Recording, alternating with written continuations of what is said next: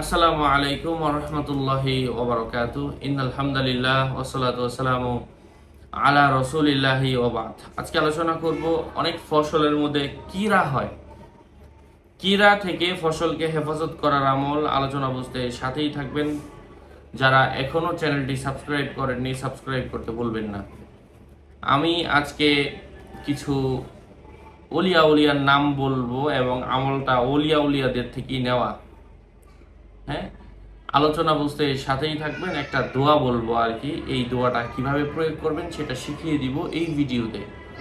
আলোচনা বুঝতে সাথেই থাকবেন। এখনো যারা যুক্ত হননি চ্যানেলটি সাবস্ক্রাইব করে যুক্ত হতে ভুলবেন না। যারা ফসল করেন তাদের জন্য মোস্ট ইম্পর্টেন্ট। শুধু দুনিয়া লাভের আমল, এই আমল ওই আমল দিয়ে অনেকে বলেন যে আমরা ফসলগুলি আমাদের জন্য কিছু দেন, তাদের জন্য হচ্ছে আজকের এই ভিডিওটা।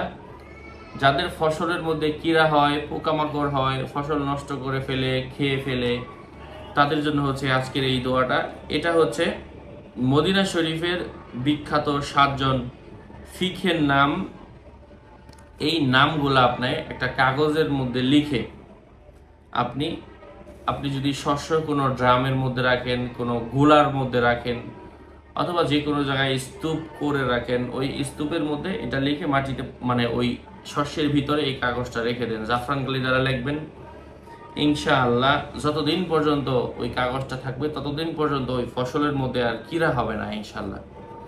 আয়াতটা হচ্ছে উবাইদুল্লাহ, উরওয়াতু, কাসিম, সাঈদুন, আবু বাকরিন, সুলাইমানুন এবং খরিজাতুন।